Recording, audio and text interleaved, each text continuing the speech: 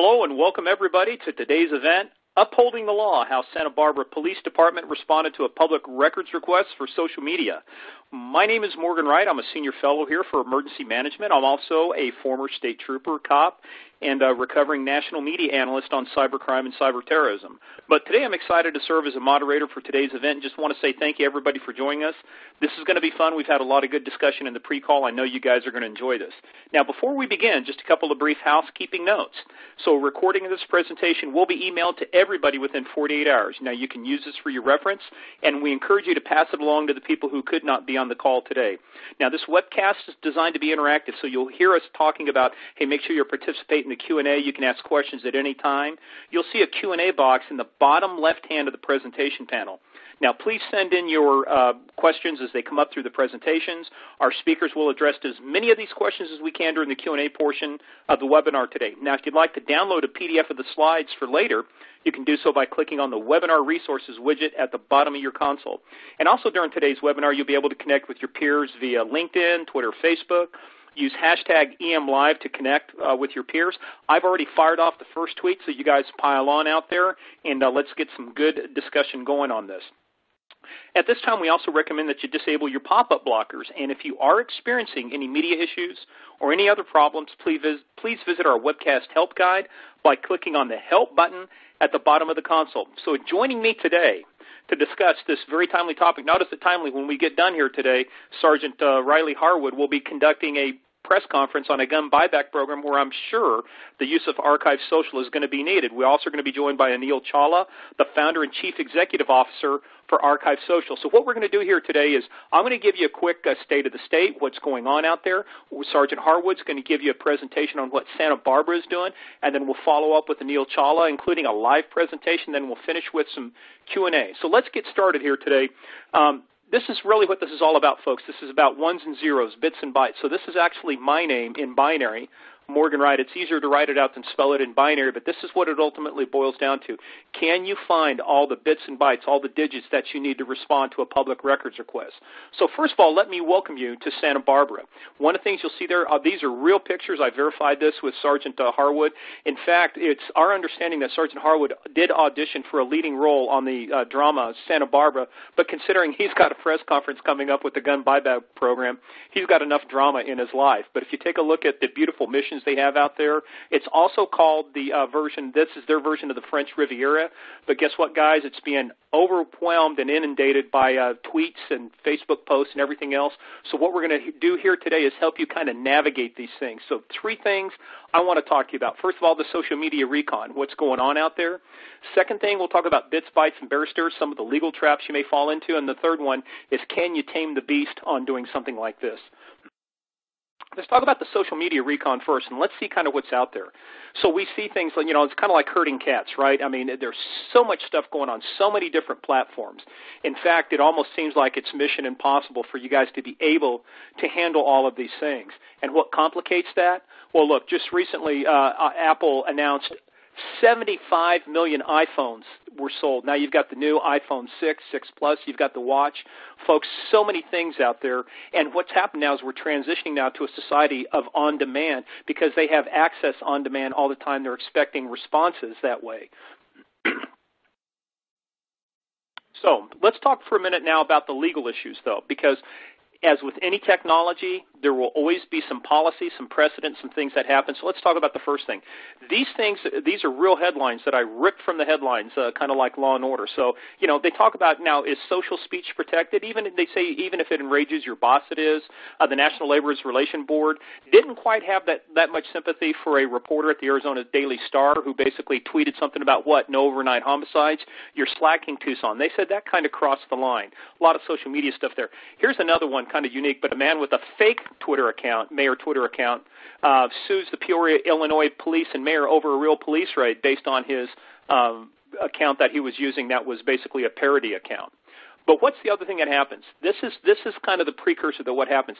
Here is an article that was written in August of 2012. It's called How Deleting a Facebook Post May Violate Free Speech and Lead to a Lawsuit. And guess what? What happened? Sheriff removes Facebook page after lawsuit over deleted comments. This happened in November of 2014. So we're seeing all these legal issues pop up. So how do you protect yourself against that?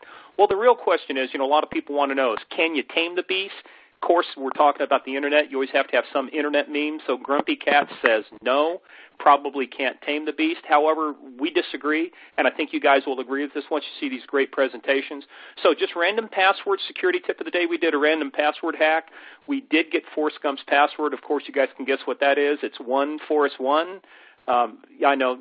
Bad humor, but hey, we got to make sure you guys stay, excited for the rest of this presentation. And speaking of that, now let's talk about our show, the people that we're going to talk to today. So what I'm going to do is let me introduce Sergeant Harwood to you, and at the same time, after this, we're going to go in and do a quick poll, find out what you guys think, and then we'll get some results, and then we're going to dive into Sergeant Harwood's presentation. So Sergeant Riley Harwood has had a 23-year career with the Santa Barbara Police. He's worked as a patrol officer, street crimes, field training, and in 2000, he was promoted to the rank of sergeant, and in that, he's worked as a supervisor, street crimes, special events, administrative, animal control, crisis negotiations.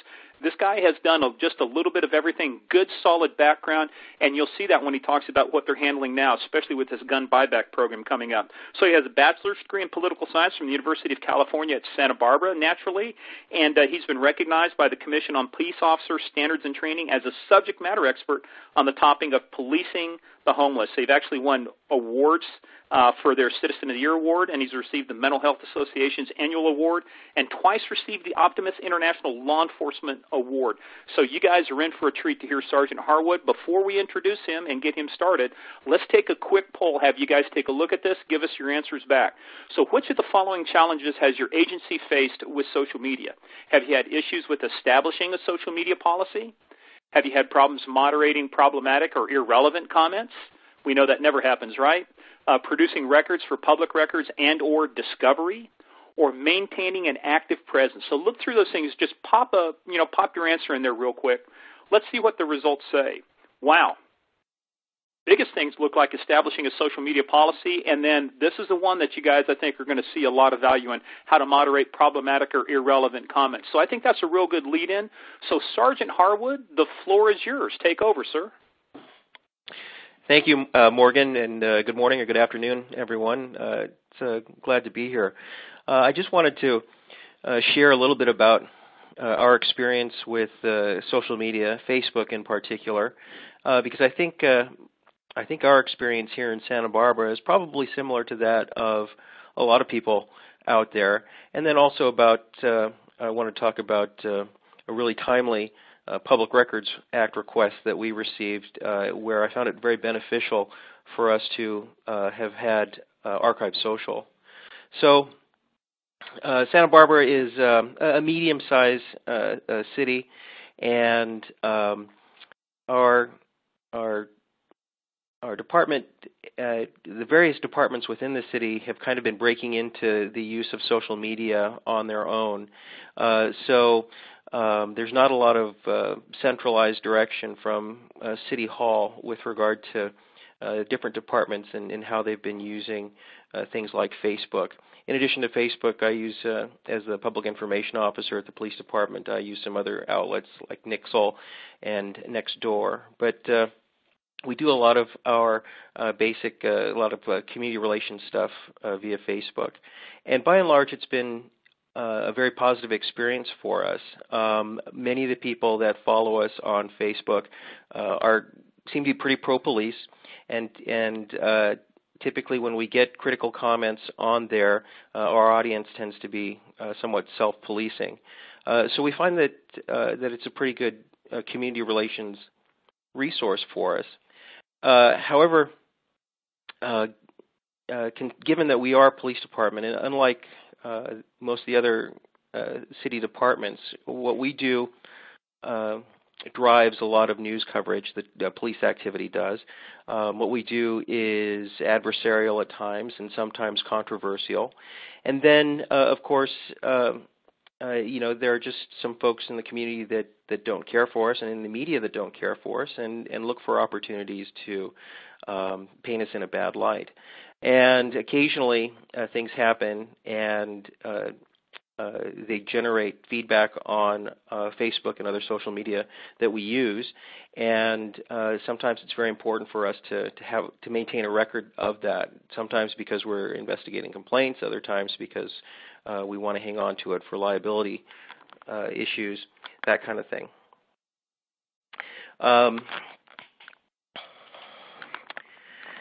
So we broke out into Facebook at about late 2012, early 2013, and used it for about a year and started sharing our experience with folks in other city departments. And one of our city IS manager, information services manager, was the one to tell me about ArchiveSocial. And from my experience as a public information officer, I already had a little bit of background in kind of understanding the need for keeping accurate records and responding to Public Records Act requests.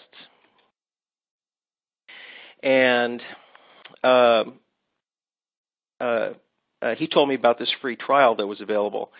And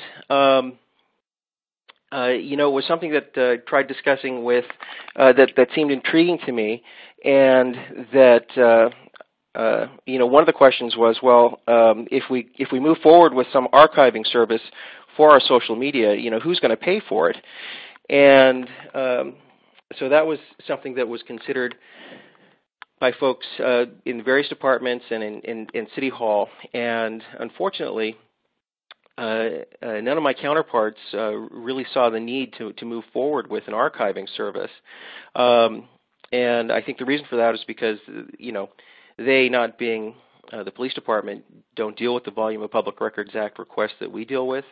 They don't deal with the controversy and issues with the media and,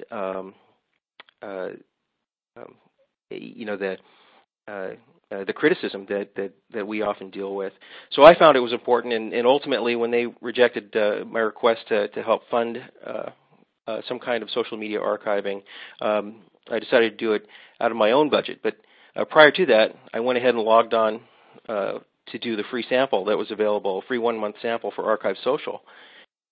And it was actually rather timely because it was actually quite timely that I actually procrastinated for a few weeks, because if I had done it in a very timely manner, I would have missed the opportunity that arose to actually utilize it with regard to our first gun buyback. So we had this event last year, which was an anonymous gun buyback, and Santa Barbara is Santa Barbara County, where I'm at, is kind of divided politically. The city itself has a lot of people kind of on the more liberal side of the political spectrum, but in our outlying areas and in our more rural areas, much more conservative. And there were a lot of folks within the city that wanted to do a gun buyback program. And a lot of folks, and incidentally, it turned out to be about a month after a mass shooting that we had in Isla Vista, which is the college community outside of UC Santa Barbara. And so there was a lot of attention on this issue with regard to gun control in general and gun safety. But it's a very polarizing issue because there are people that are very staunch supporters of Second Amendment and firearms enthusiasts, and so it's a difficult issue for someone like me in the police department who is trying to navigate this and try to keep the department at least optically looking like we're politically neutral, because I think a police department is supposed to be neutral when it comes to political issues, because we serve everyone. But it was a tough thing for us. In any case, we had a local gun control group, Coalition Against Gun Violence, push this event and convinced our political leaders for us at the police department to put this on. They did a lot of fundraising, and they raised about $23,000 for gift cards for Vaughn supermarkets to give out. And we had an event at our showgrounds, and it was actually very, very successful. We gave out all the gift cards. They started giving out cash at the end because they ran out. And we collected about 239 firearms. So by that measure, it was definitely a successful event. It attracted a lot of media attention. All of our local politicians were there speaking, and all the news folks were out taking photographs of the guns that we collected and getting sound bites and stuff of our leaders making statements out there. Like I said, this is a politically sensitive issue, and it's something that the National Rifle Association, California Rifle and Pistol Association, which is the local branch of the NRA, they monitor these things, and they routinely give or send out Public Records Act requests for any and all communications or information relating to these types of events. In fact, this is not the first time that I had received a request like this. About 6 months earlier, as the politicians and the folks lobbying for this event were having public forums with regard to gun safety, and I was instructed to be a panel member on one of those forums. Because of my participation in that, I received a letter from the Long Beach law firm that represents the NRA in California, wanting making a Public Records Act request for every single email and communication that had ever been produced with regard to that event. And so after we had this buyback, and I received a similar letter, and on the slide is just a couple cutouts of the several pages that we received.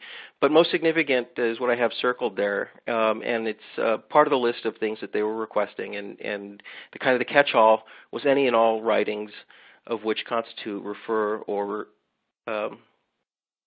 relate to the gun buyback. So that includes everything, including everything that we produce in social media. And unlike most events that we advertise, that we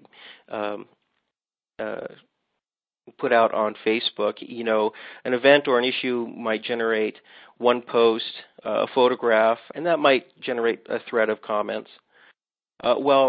Unlike that, the typical thing we do on Facebook, our gun buyback generated multiple photographs, and each subsequent posting generated a lengthy thread of comments, I think both for and against what was taking place. And so it generated a very high volume of activity on our Facebook page compared to what we were normally used to. And fortunately, this happened. We received this Public Records Act request just about 3 or 4 days before my free trial for ArchiveSocial expired, and I was able to use it to help collect all of the data that they wanted, so we could respond to this request in a timely manner and to do so accurately. In my past experience with Facebook, with investigations and having to try and capture information on Facebook, it's just a lengthy, time-consuming process of doing one screen capture, scrolling down, doing another screen capture, and then printing all of that stuff up or saving it electronically. For something as complex like this, it can be very, very easy to miss pertinent information. And so I was very fortunate that we had ArchiveSocial at the time, and all I did, and this is the search engine page for ArchiveSocial. All I did in order to respond to this request was I typed in the keyword buyback and searched, and within a few moments I received everything that we had done related to the buyback on Facebook, and in a way that I was able to print it up and with all the pertinent data, and it saved me a lot of time. It provided a level of accuracy that I would not have been able to have achieved if I was trying to scroll through all of these listings by hand and do screenshots. And it was just very, very time-saving, because in addition to this, I still had to produce about 100 pages of email records for all of the discussion that was happening before and after this event. So I found it very, very helpful in that regard. And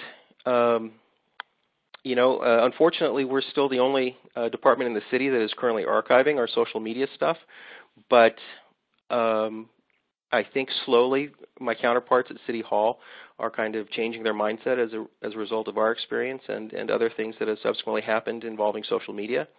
So we'll see. I'm hopeful. I definitely see the need for it. I hope that we don't realize this after the fact, after a lawsuit has been filed or after something happens where we regret not having the ability to easily archive what we've produced on social media. So in short, I can just say my experience utilizing ArchiveSocial in this instance has just been that it made this task incredibly simple. It was very, very accurate, much more so than I could have been doing this by hand, and incredibly time-saving. And that's basically a summary of my experience. So, Morgan, back to you. Well, hey, Sergeant Harwood, no, great stuff. And look, nobody envies you about what you've had to go through and what you're about to go through, especially with the gun buyback. Like you say, it's an issue fraught with peril no matter what side you're on. But look, a lot of good stuff in that. But hang on, because remember, folks, we've got Q&A going on. Make sure you hit that Q&A button. Get us some good questions in there. We're going to have some time at the end to answer some Q&A. And if you guys haven't dealt with a gun buyback, this is one of the things you need to be aware of. Anything that touches it is going to be relevant. So, hey, but now let's go to our next one. So let's talk about our next presenter. Always excited to have Anil on the line with us. Anil Chawla is the founder and CEO of ArchiveSocial. Now, they're a civic tech company that specializes in archiving social media for public records requirements. In fact, ArchiveSocial partnered with the state of North Carolina in 2010 to launch the world's first open interactive archive of social media. Since then, they've enabled hundreds of government agencies such as the City of Austin, the state of North Carolina, and folks, the granddaddy of them all, the U.S. National Archives, to ensure long-term transparency for government social media communications. Now, the company was selected for the prestigious, as we like to say, Code for America Accelerator in 2013 and recognized by Gartner as a 2014 Cool Vendor in Government. Folks, it's always great when you have the founder and the CEO of the company on the line, but before we turn it over to Anil, quick poll here.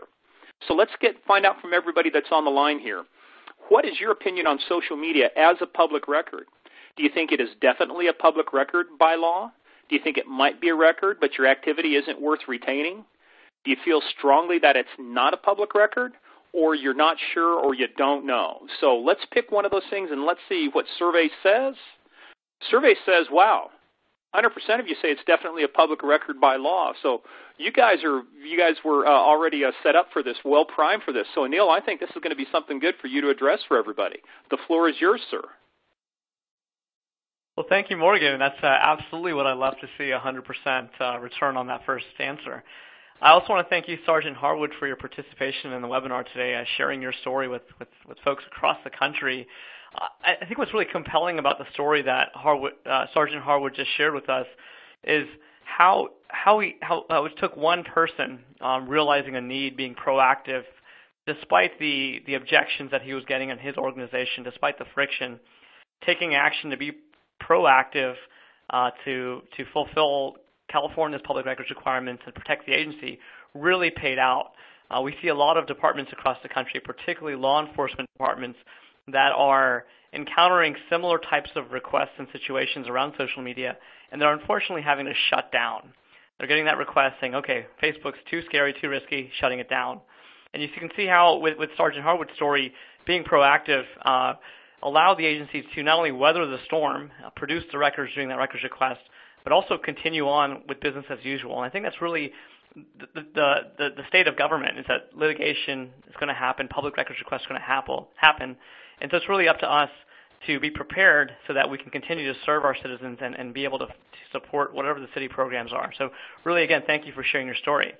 Now, in terms of my involvement with this webinar, I want to take a step back. I really do appreciate, Sergeant Harwood, your kind words about our product. I'm actually going to take a step back and talk about social media as a public record. Really happy to see the 100% affirmation on that poll, but we will start out by talking about why social media is a record. And where I want to focus my attention is not just on the hypothetical or academic definition of public record, but really focus on real-life examples. We've obviously heard one really great real-life example here today.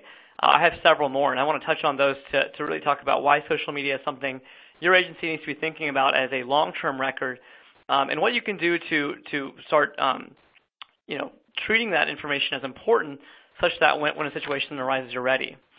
That leads to the next part of my session, which is talking about the different options you have.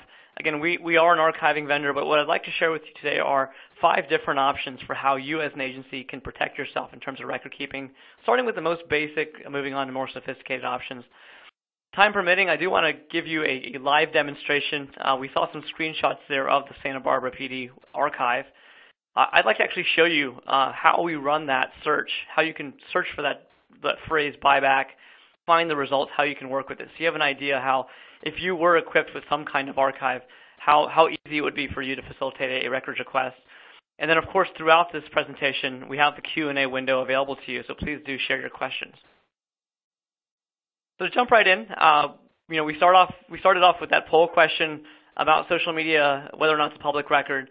100% return on that. Again, I don't know how many of you actually responded to the poll, but for those of you who may have been on the fence, essentially what it comes down to is what your records law says. The California Public Records Act has been in place for several decades.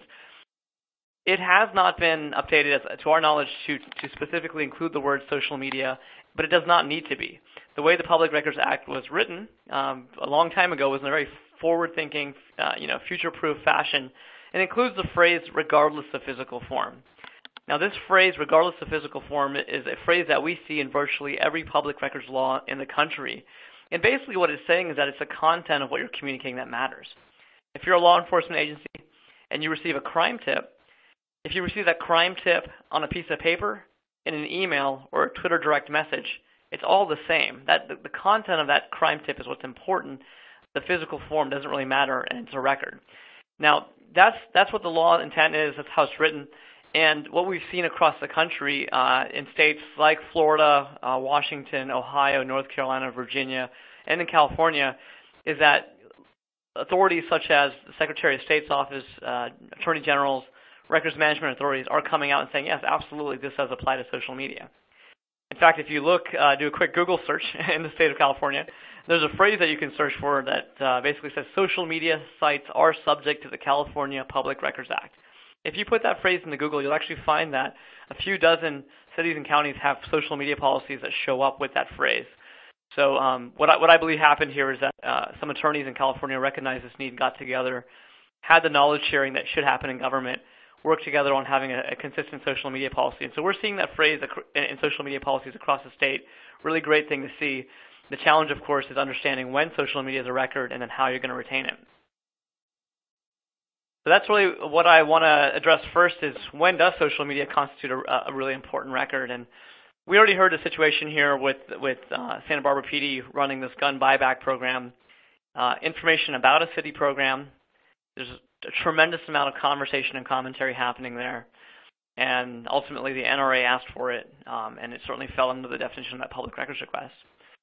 Here's a few other examples, and we do, as Sergeant Harwood pointed out, we do see that law enforcement, public safety, that's the area where you're going to see probably the most hard-hitting content on social media and elsewhere, and where you're going to see a lot of the public records requests come in. And just to really highlight that, there's been a number of large-scale natural disasters, unfortunately, over the years, but the silver lining with all of these situations has been how agencies are now able to utilize social media to quickly inform the public and then leverage the network effects of Twitter and Facebook for that information to be shared virally. Boston PD was a great example during the Boston Marathon bombings. And the entire world was watching that Boston PD Twitter feed. And this is sort of a trivia fact, but when Boston PD finally caught the terror suspect, the very first announcement of that suspect being caught was a tweet. It wasn't on the website. It wasn't a press release. It wasn't a tip to a journalist. It was a tweet that announced that the suspect was caught. That's a really, really important communication, and it appeared first on Twitter because the entire world was watching that Twitter feed, and that was the most logical place to get it out there. And then it shared, of course, virally with more than 100,000 retweets. Right now, unfortunately, across the country, we're facing disasters over there in Santa Barbara County. We have the oil spill. In Texas, there's some flooding happening. Again, really tragic incidents, but this is where government can really shine in terms of communicating with the citizens, ensuring public safety. And if you look at any of those social media feeds right now, you'll see how important communication is being spread across social media first. And that's obviously an area where you need to think about record keeping. Now, outside of public safety, I think it's important to step back and think about what government agencies are really doing on social media. And my personal fundamental belief is that government exists to serve the citizens. And so if you're on social media, ultimately what you're doing on there falls back to that core purpose of serving the citizens. Therefore, you're going to be informing them, but you're also going to be responding to their feedback and receiving feedback from them. And here's a quick example of that. This is something that we just pulled off of a Twitter feed from across the country. This is the Texas DOT. Basically, a citizen had been trying to reach the Texas DOT and couldn't reach them over the phone, ultimately figured out that the phone number that was printed on a mailing was incorrect and was able to notify the Texas DOT over Twitter. And so this is something that isn't core to the agency's business, right? It's not related to traffic per se, even though this is a DOT. But it is related to the citizen being able to get in touch with the agency, realizing that the agency had made a mistake, and then informing them so they could correct it. Hopefully there's never any kind of legal context around this, but you can see how this is truly citizen service, right? This is customer service and it's citizen feedback, and it surely constitutes a record that should be maintained in case somewhere down the road there is confusion around information that was on the mailing, whether the phone number was correct or not, and so forth. So this happens day in, day out, not only in law enforcement and public safety, but in virtually every public agency. And we have to think about this because it may seem temporary, it may seem really simple, but this is important communication that should be maintained. Now, ultimately, this goes back to if you're going to maintain these records, why are you maintaining it? Well, because the citizens should be able to access it, and they may even ask for it. In fact, a year ago, the Seattle PD received this public records request in which a citizen had noticed that the Twitter feeds for the police department, on which the police department is trying to automate crime incidents and police reports over Twitter, they realized that the Twitter feeds were sometimes delayed or missing some of those crime reports.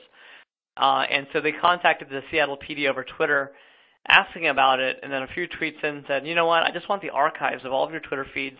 Please consider this a Public Records Act request. In effect, this was a public records request for social media using social media. So it's a really interesting sign of the times. And it sounds a little crazy at first, but it really is. It makes a lot of sense because you're an agency now. You're available on social media. You've made that conscious decision. In fact, your presence on Twitter and Facebook is likely becoming the primary way that citizens learn from you and hear from you. And so this citizen thought it was most natural to reach out over Twitter. Now, the Seattle PD came back and said, okay, we will provide you the archives of our Twitter feeds, but go fill out our public records form on our website and follow the proper process, which the citizen did.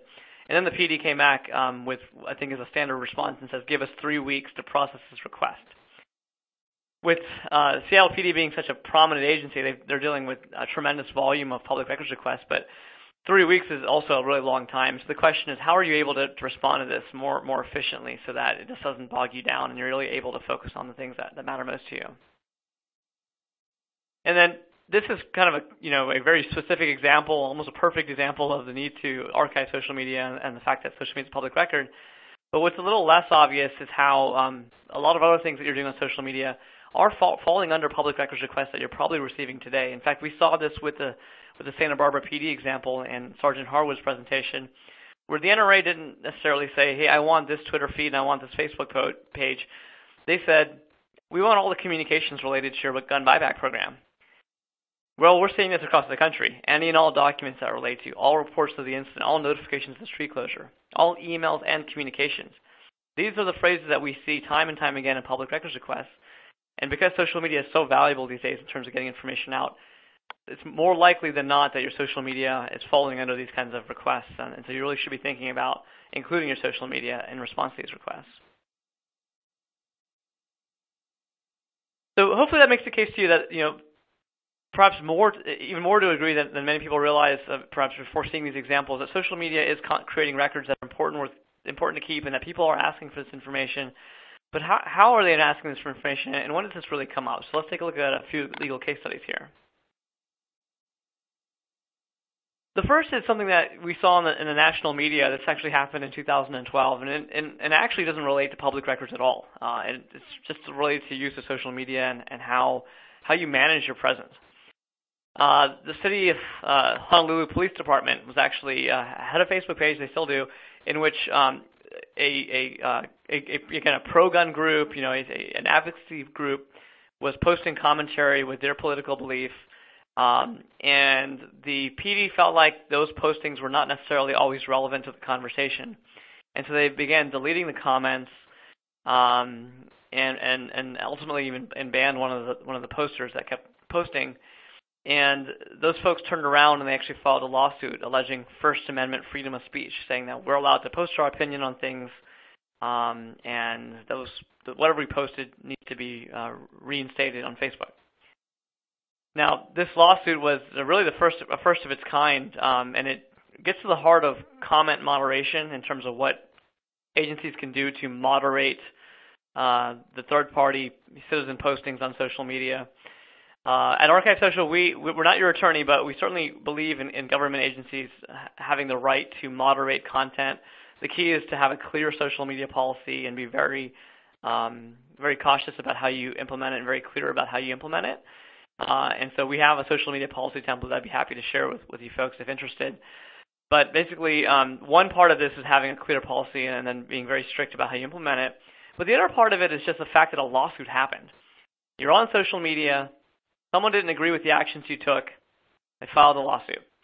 And ultimately, you go to court, and the lawsuit's about content that you have now deleted or removed. So how do you tell your side of the story if you haven't kept records? It's really hard to say, we don't have the records of this because it's gone, but here's why we did what we did. In fact, what you want to be able to say is, we did remove it, but here's exactly what we removed, and here's why we removed it. It's a much better story to tell and puts you in a better legal position. And so record keeping is really important just from a legal standpoint because, unfortunately, government agencies are a target for litigation. And we'll see a few more case studies here that kind of point that out. So a few of these case studies come from our customer base. These are really interesting stories because when we started selling this product a few years ago, it was really to help agencies be proactive for the when this might happen. And now we're finding out that this has happened, and it's allowed agencies, again, to weather the storm and really be productive with their social media and continue to grow their social media rather than shut it down. The first case study I want to talk to you about deals with a police department in South Florida in which the police department was informed by a law firm that there was a company that was potentially a scam. And the law enforcement agency, the police department, decided to put postings out on Facebook saying that this company is likely a scam. You may want to avoid them. Now, as you can imagine, the company didn't quite agree with being called a scam. And so they asked the police department to remove those postings, which they then did. And then the company followed up with a lawsuit saying, you've defamed us, you've hurt our business. We want you to give us records of all communications in which you called us a scam, including the ones we told you to already remove. Fortunately, this city had been archiving their social media with us for a few months, and they were able to comply with that request. Now, they still have to go to court to deal with this, this misunderstanding around calling the company a scam. But you can imagine that if they had received this request for all of the records as part of the lawsuit, and they couldn't even produce the records to start with, how that would really hurt them from a legal standpoint. Next case study I'll tell you about in Texas, so halfway across the country. And this is a situation in which a city had an incident nearly 2 years ago in which a police officer during an arrest had knocked out someone's teeth. And so there was a huge public outcry about alleged police brutality. And this happened a long time ago, but it still comes up on their social media today. And recently, somebody actually hacked into the city's website and then put a ransom note of sorts on the social media sites by taking them over. And so they had these postings on the city's social media sites. And so now the city is helping the FBI investigate this, and they're actually using the records of all those social media postings as evidence for the FBI, and it's really assisting in that investigation. So it gives another example that's not exactly related to public records, but what's happened on social media is a really important component of the overall dialogue between government and citizen, and they're able to use that information because they have the archive. And then finally, up in the Pacific Northwest, city of Spokane, Washington, this is perhaps the most eye-opening example because it's something that you may not even expect. We've talked about law enforcement. We've talked about some situations that you can kind of see how they may have led to lawsuits. Here's a situation where the Parks and Rec Department was just helping promote a local kayaking trip in some different city events, and somebody unfortunately died on the kayaking trip. And the plaintiff's lawsuit then requested the city to produce all Facebook postings related to the promotion of that event. So again, just a normal city agency that's not even involved with, it's not on the public safety side, but they're just promoting a local events like virtually every agency does on social media. And something happened that led to a lawsuit, and the social media was a part of it. And so again, having that archive in place ahead of time really saved the city in being able to comply with that records request during the investigation. So I've given you a bunch of examples of how agencies have faced situations, and by being proactive, we're really able to weather the storm and continue to leverage social media and really enjoy the benefits of social media, which have ultimately greatly outweigh all of these risks. So how do you be proactive? Let's talk about some record-keeping options. The first thing that I'll share with you, though, is what most people are doing today is they're relying on the data being out there on Twitter and Facebook. And that's not, a complete loss in the sense that, yes, Twitter and Facebook do have your data today, but it's also not a long-term strategy. Unfortunately, Twitter and Facebook have made no guarantees to keep your data in accordance with records laws, and as soon as somebody deletes something, it's gone forever. So I'll give you the example of potentially receiving a crime tip. If you were to receive a crime tip, as many law enforcement agencies now do on social media, say Twitter direct message or a Facebook private message, a citizen might change their mind and an hour later delete that. And the moment they delete it, you may not even notice they deleted it, but it's gone from Facebook and Twitter forever. There's no way to get to it. In fact, Facebook has a section on their website for law enforcement that talks about how you as an agency can issue a subpoena if you want data. But if you issue that subpoena for something that's already been deleted, they probably can't help you. So you really need to have these records in your control. In fact, many states have come out with guidance saying that relying on Facebook and Twitter is not good enough. You do, as an agency, have the responsibility of maintaining records of your content. How do you do that? Well, at the most basic level, you can start out with just manual archiving, which is just taking screenshots or copy and pasting information. It sounds extremely archaic, and to some extent it is, but it's also an easy way to get started. We talked about the Honolulu situation in which content was removed from the site. If you're going to do that, you're going to moderate content. The best thing to do if you have no archiving in place is at least take a screenshot. Some record is better than no record. It's something, taking these manual screenshots is something that's easy to do, but there are some trade-offs. And one of the trade-offs I wanted to talk to you about is the level of data that you're actually going to have. If you take a screenshot of Twitter, for example, you're going to get the 140 characters in a tweet, but you're not actually going to get the entire record from a technical standpoint. That record technically has what's called metadata, and some of you may be familiar with this term. Those of you who are not, metadata is essentially data that's embedded inside of the record that describes user IDs and timestamps and location information. And so if you take a screenshot of a tweet, you have the 140 characters, but you don't have all of the metadata. And tweets have more than 2,000 characters of metadata. And there's actually case law around metadata being a part of the public record. So it's not the best record you can have, but it's some record. And ultimately, it doesn't cost you anything to start doing screenshots. There's no IT involvement and so forth. But if you're doing screenshots, I would encourage you to think about the long term. How are you going to organize this? How would you search a giant folder of screenshots 3 years from now? And if you did take these records to court, somebody could ask you for the metadata, or they could even say you photoshopped it. So how do you really, how much are these records really protecting you?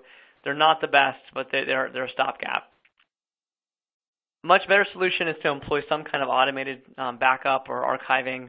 Backup and archiving are two very different things, but there are some backup tools out there that are very inexpensive.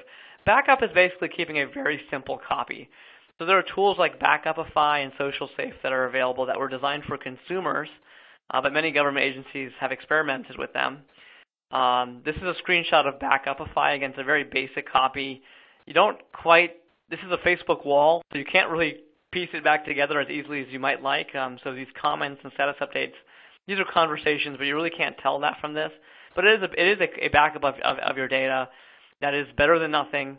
SocialSafe does a bit better of a job representing this information so it looks like Facebook, but SocialSafe does store the information to your local hard drive, so it's not a great worry-free way of storing data. And ultimately, it is backup, but it is very inexpensive. Tools like SocialSafe are, potentially, $20 to $50 a year.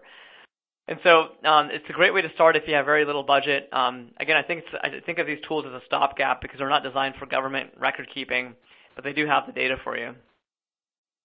Much, much better than that is to look at archiving. That's ultimately where you need to end up. Just like your agency already archives your email, you want to archive your social media. There are a number of archiving vendors out there. Some of them do come from email archiving and web page archiving, and now they're bringing social media into the mix. And it's a really interesting proposition. I would highly encourage you to evaluate all of the archiving vendors in the market. One thing you should think about when you're working with an all-in-one is really thinking about how these different types of content are different. Email is very, very different than Facebook conversation, which has images and videos and comments. And so some email archiving vendors might take too many trade-offs there that you want to be careful about. So they might, for example, capture the Facebook conversation but chop it up into email. And so every time you get a new comment, it's a separate email. And so it's really difficult to piece that back together. You have data loss from that conversion. Other vendors may not do that kind of chopping up, but they may still kind of normalize the data, convert it a little bit to fit their existing architecture. And so you have some trade-offs there to think about. It can be like buying a spork where it's not a great spoon and it's not a great fork. And you have to really weigh those risks, but it's worth evaluating these solutions. And they usually range from, a few $1,000s a year and beyond. Some of them have some setup fees and things like that you should consider. But ultimately, what I encourage you to do is think about these 4 factors. These are what we believe are the 4 key factors of any archiving solution. Frequency, making sure that you can get the content as soon as possible because it is out of your control. It's out there on Twitter and Facebook. You want to get it in your control. You want to be comprehensive. As Sergeant Harwood mentioned, if he had to scroll through Facebook himself, it's likely that he wouldn't be able to find everything. You want to have complete records. You want to think about that metadata that I mentioned. Authenticity, being in the public safety profession, you know how important it is to have true evidence that you can rely on. So what does your record-keeping practice do to ensure that you can take those records to court and utilize them as legal evidence? And then context, which I believe is the most overlooked of all in terms of the archiving industry, is most vendors want to talk to you about how they capture the data and put it away and you never think about it.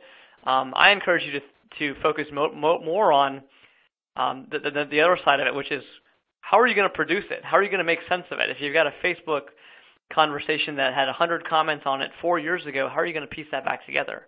How are you going to recreate all those Twitter feeds? So those are the 4 factors I'd encourage you to look at when you're evaluating social media archiving. And ultimately understand that the technology or practice that you're employing truly is archiving your social media. It's capturing the data in a way that makes it easy to capture. You're not thinking about it. Manage the records and ultimately be able to produce them in a cost-effective manner that fulfills your requirements. Now, I know we have just under 10 minutes here. I want to just mention to you that some agencies across the country have really taken this transparency to a new level. They've made their open records truly open, so there's a number of archives you can go out and look at and see how these government agencies are archiving their social media and making the records openly available. Snohomish County had the landslide last year, and all of that emergency response was captured in their open archives, so I encourage you to check it out. And what I'm going to do here is put my contact information up on the screen in case you have any other questions, and just do a quick 2-minute demonstration so that we still have some time to address questions that have come in. But I do want to show you that live archive and how easy it is if you have an archiving solution in place to execute that public records request and fulfill the information. So hopefully right now you're able to see my web browser. You can see I'm on a search screen with the word buyback. This is, again, recreating what Sergeant Harwood had to do. Now, there are a number of different options in here. With a really good archiving solution, you should be able to really narrow down your search to date ranges. You should be able to search across your entire archive or even focus on specific types of content. Say you only wanted to search Facebook wall posts and photos, you could do that. We're searching for the term buyback, but you could potentially want to look for content from specific people or involving specific accounts, social media accounts that you have. There's a lot of flexibility typically in an archiving solution that's designed for record keeping.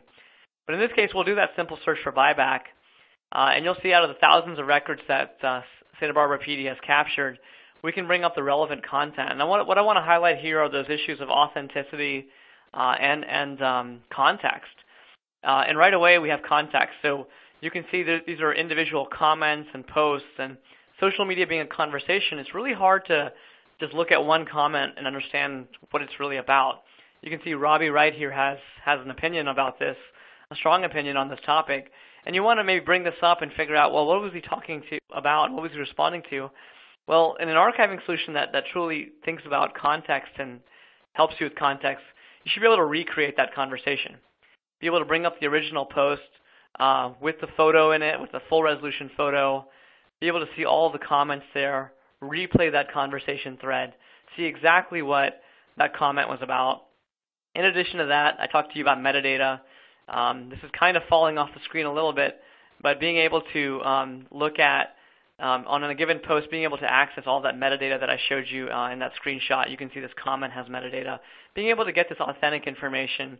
In our product, we apply digital signatures as well so that you can utilize this content as legal evidence. But ultimately, finding this with a quick search and then being able to click over here on the export and with 2 clicks turn it into a PDF that you can send off to the NRA or whoever's requesting it. That kind of simplicity really allows you to, again, as I said, weather the storm, receive this records request, respond to it, and really fulfill your obligations. And that's exactly what Santa Barbara PD was able to do. So with that, I'm going to hand it right back to Morgan and address whatever questions you have. Hey, no, absolutely great. Fantastic job there, Neil. And folks, we've got quite a few questions in here, so let's dive into them. We're getting close to the end of the hour, but we're going to try and answer as many as we can. And remember, there will be a link that go out with the recording for everybody. So, hey, let's get to our first question. It actually came in from Sheila McDade. She said, is there a method for redaction of information that does not constitute a public record? So, Neil, you might want to field that one first.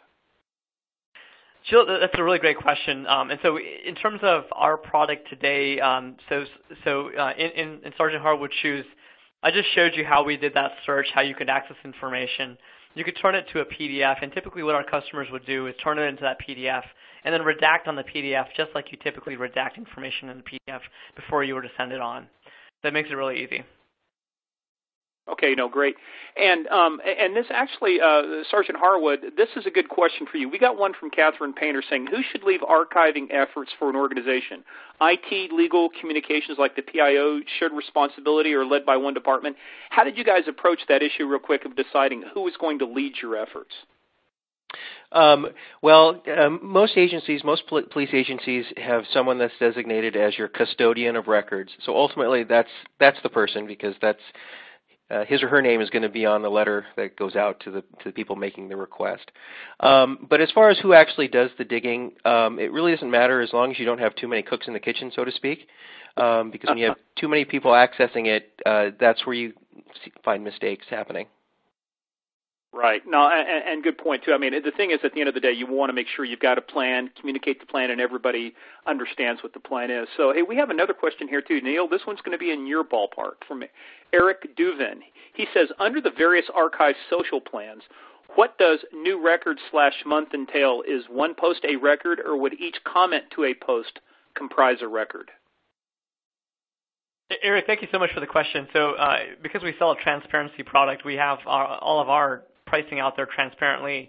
And so on our pricing page, there's language about records per month. And the way ArchiveSocial prices is really based on how much content are you generating. I think someone else asked a question about having lots of social media accounts and how do we archive all of that. What we don't want to do is limit how many officers are able to use social media or how many agencies are able to use social media. What we really care about is how important is social media for you and how actively are you using it. So what we look at is each month, how many records are you generating, both communications you're sending and what you're receiving? A record being anything you post, a status update, a wall post, any comments that you receive, any private messaging that happens. So if you were to post on a Facebook wall, for example, and then receive 2 comments on that post, that counts as 3 records. And we look at the total volume of records that are coming in, and we fit you into one of our pricing plans. Our standard, just to give folks an idea, our standard pricing plan allows up to 3,000 records a month. We found that actually is sufficient for 85 to 90% of agencies out there. And so for up to 3,000 records a month, we charge under 5,000 annual. So we make this a discretionary spend. And you can have as many accounts and agencies and officers with social media accounts. And as long as you're within that ballpark of 3,000, we'll capture all that content. And if you have an emergency and you spike way over, we also capture that too. We never stop archiving. But when our customers ultimately have increased their social media usage, social media is more and more valuable to them, and now so they're doing 4,000 records a month, we see that as a consistent pattern. Then we talk about the next bundle up for that customer. No, that's great, and that is actually, you got right into one of our questions we always get: how much does it cost? That's always an issue. I always found there were 3 things: we love it, how much does it cost, and we have no money. And you've actually answered all 3 of those questions because it's a good price point, good discretionary spend. Hey, Gary Kennedy actually came up with a question, too, which kind of played off of something you just mentioned. And I know, Riley, we talked about having Twitter accounts. Both of you weigh in on this. They say, with police departments having many officer accounts, how do you archive all of them? How do you add new accounts? Can you do this for a complete city? So what I'd like to do is break it up into 2 things. And, Neil, you answer first, and then Sergeant Harwood, I'd like to answer about how you went around structuring who has an account and who gets to do what. So, Neil, why don't you take the first pass at that? It's a great question. Government is distributed by nature, and social media is distributed by nature. And so our product, without getting too much in the product design, is designed exactly for that, so that if you have a central PIO that's managing the system, you don't have to train all your officers on how to archive. You just send them a quick link in their email. They spend 2 minutes connecting their social media to the archive, and they don't have to think about it again. We'll automatically capture everything that needs to be captured. With so many officers, you do want to look at whether they're using social media from a professional standpoint or a personal standpoint. If they're talking about their responsibilities on their Twitter and Facebook accounts, if they're sharing messaging that relates to the police department, then yes, it's a professional account and needs to be archived. But if it's just them on Facebook talking to their friends about personal matters, then we don't need to archive it. Can we do this for a complete city? Absolutely. We do this for the city and county of San Francisco. Oakland signed up recently. We've got a number of California customers and then cities and counties across the country. In fact, what we've found is that a lot of times the police department and the sheriff's offices will pull the entire city in. So we've had customers, and recently a customer in Florida, where they knew the police department had to archive this information. And as we started the discussions, realized that, hey, the entire city needs this. And so they brought the entire city in with all the different departments. Very easy to facilitate both the individual agency or the entire city, just depending on what makes sense in your area. Yeah, and real quick, Sergeant Harwood, how did you guys go about just kind of scoping it out to say, okay, here's who's going to speak on behalf of the department? Was it by role, by responsibility, or did you have to kind of create some of these things as you went along?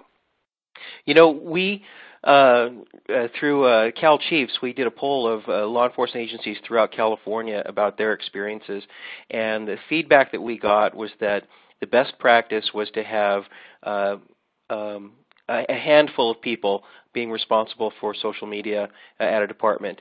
It's too much work for just one person, but too many people having access to posting, and it becomes very difficult to manage. Most people don't realize how time-consuming it is and how labor-intensive it is, I think, to manage a lot of social media and to do it properly. And that, I think, limits a lot of people. If I had more employees, we could break out more into social media than we are now, but I just can't do it right now. We have plenty of room on our ArchiveSocial account, and we use the lowest level, but we have plenty of room to add more accounts, other users in the city, and I think that's probably how we're going to break into this further. Here at the police department, we have 2 accounts that get archived. One is the one that you saw that is out to the public, but another one is one that we use just internally with our Explorer Scouts. They all have social media. We communicate through them, do scheduling, post documents and stuff, and that's just an internal use of Facebook, but it's also something that we archive. Oh, that's great. And look, we got time for just a real quick one more question. This is a quick one for you, Neil, then we have to close out. And this is actually interesting. If all the seminars we've done, webinars together, I haven't heard this one yet, but this comes from Rick McCuller. He says their police department has their own mobile app where they send out info for local stuff, traffic enforcement, target areas, missing persons, things like that. Does ArchiveSocial have a capability to help with the department's own mobile apps that are generating public content? That is a really interesting question, Rick. Thanks for sharing that question. So today we don't have an integration, an ability for you to kind of integrate your own app or content into our archive, but it's really interesting for us because we are a platform for social media. We support the 5 major networks today. We're actually in the process of supporting a number of other social networks. And so ultimately we do want to capture both sides of that conversation. That's online, it's collaborative. And so I'd love to learn more about this mobile app. It's a really neat thing that your department's doing. But ultimately, if that app is also cross-posting to Twitter and Facebook, that's likely where we would capture the record because you'd ultimately really need to have one copy of that record. And especially if the conversation that's going to happen is on Twitter and Facebook, we can capture that conversation for you.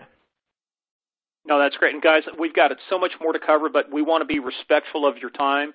So we're going to wrap it up here today. First of all, big thank you to our sponsor, ArchiveSocial, and Anil and his gang for putting this on for us.